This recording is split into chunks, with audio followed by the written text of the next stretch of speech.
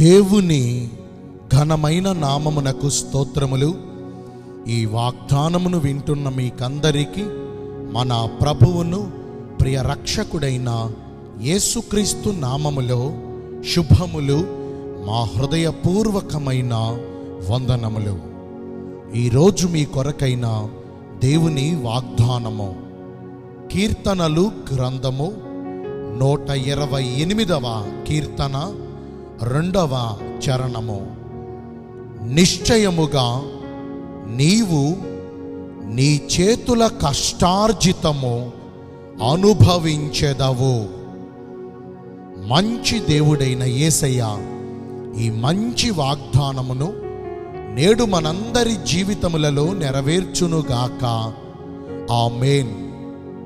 ఈ వాగ్దానాన్ని మనము పరిశీలిస్తే, ఒక మనిషి కొంత రాబడిని సంపాదించుట కొరకు ఎంతో కష్టపడవలసి ఉంటుంది. కష్టపడకుండా ఎవరికి డబ్బులు ఊరికినే రావు కదండి. మన జీవితాన్ని ఒక్కసారి పరిశీలిస్తే, అంత కష్టపడి ఆహర్నిశలు శ్రమించి డబ్బును సంపాదిస్తున్నాం, కొంత రాబడిని సంపాదిస్తున్నాం.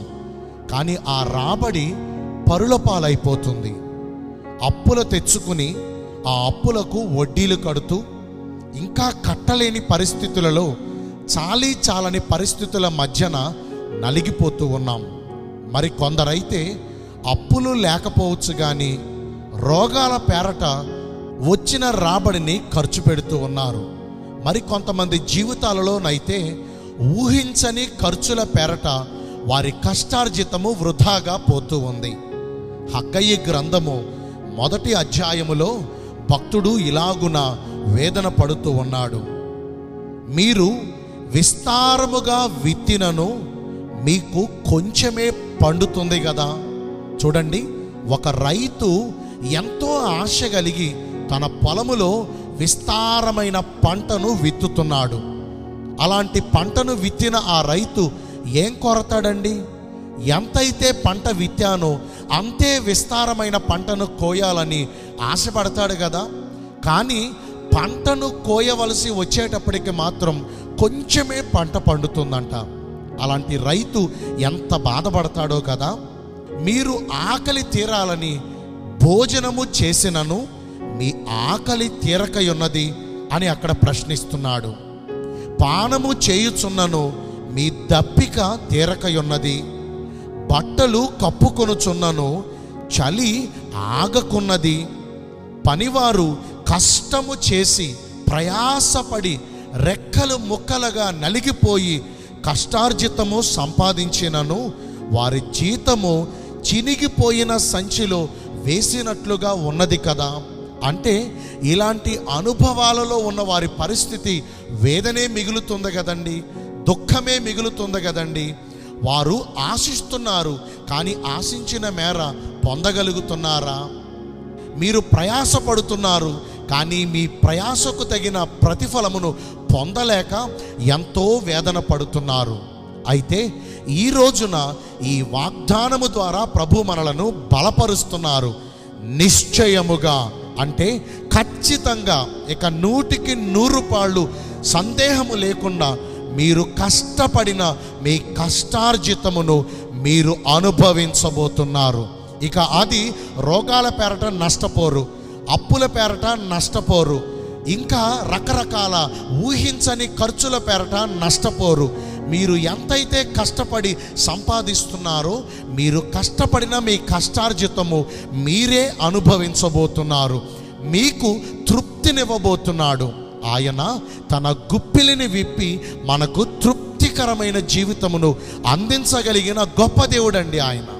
మరి ఈ రోజున ఈ వాగ్దానాన్ని వింటున్న ప్రియ దైవ జనాంగమా, నేడు మన కష్టార్జితమును మనము అనుభవించాలి, మనము సంతోషించాలి, తృప్తికరమైన జీవితమును మనము పొందుకోవాలంటే మనము ఎలాగున్నా నడుచుకోవాలో తెలుసా?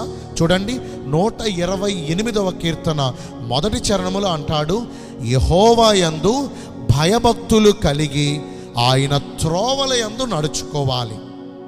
ఆయన మనలను చూస్తున్నాడు, మన ప్రవర్తనను చూస్తున్నాడు. మనము చేసే ప్రతి పనులను ఆయన నిదానించి చూస్తున్నాడు. మనము చేసిన పనులను బట్టి మనకు తీర్పు తీర్చబడుతుంది. అంచేత ఆయనకు మనము భయపడాలి. మరి ఎందుకని భక్తి చేయాలి అంటే, ఆయనే కదా మనలను పుట్టించారు, ఆయనే కదా మనలను పోషిస్తున్నారు, మనము ఆయన ప్రజలమే కదా. ఈ కారణాల చేత మనము మన దేవుడైన యెహోవా యందు భయభక్తులు కలిగి ఆయన త్రోవలలో నడుచుకొనగలిగితే నిశ్చయంగా మన కష్టార్జితమును మనము అనుభవిస్తాము. మరి ఈ రోజు నుంచి అలాగున భక్తి చేద్దామా? నేను మీ అందరి కోసం ఒక చిన్న ప్రార్థన చేస్తాను. పరిశుద్ధుడును ప్రేమ కలిగిన మా ప్రియ పరలోకపు తండ్రివైన దేవా, మీ కృప కలిగిన బంగారు ఘన నామమును బట్టి నిండు మనసుతో కోట్ల కొలదిగా మీకు మా కృతజ్ఞత స్తుతులు స్తోత్రములు వందనాలు చెల్లిస్తూ ఉన్నామయ్యా. మా కష్టార్జితమును మా అనుభవములో ఉంచుతానని ఈరోజు వాగ్దానము ద్వారా మమ్మను ఎంతో బలపరిచారు. లేఖనానుసారముగా ప్రవర్తించి ఈ వాగ్దాన ఫలమును పొందుకునే కృపను నేడు మాకందరికీ దయచేయండి. ఈ రోజున ఎందరైతే పుట్టిన రోజులను, వివాహ దినములను, ఇతరమైన శుభకార్యములను జరిగించుకుంటున్నారో వారందరికీ మెండైన దీవెనలు కుమ్మరించమని, మీ రాకడ కొరకు మమ్మను సిద్ధపరచమని యేసుక్రీస్తు ప్రశస్త నామమున ప్రార్థించి వేడుకొనుచున్నాను మా ప్రియ పరలోకపు తండ్రి. ఆమేన్. దేవుడు మిమ్మునందరినీ దీవించునుగాక.